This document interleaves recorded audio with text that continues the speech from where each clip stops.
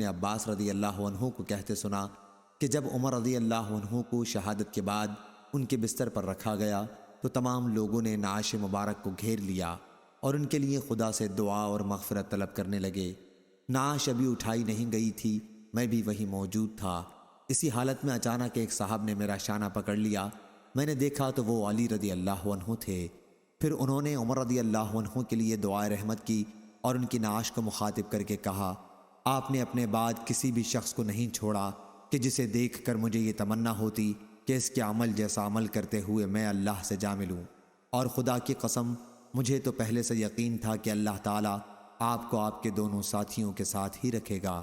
میرا یہ یقین اس وجہ سے تھا کہ میں نے اکثر رسول اللہ صلی اللہ علیہ وسلم کی زبان مبارک سے یہ الفاظ سنے تھے کہ میں ابو بکر اور عمر گئے، میں ابو بکر اور عمر داخل ہوئے، میں ابو بکر اور عمر باہر آئے۔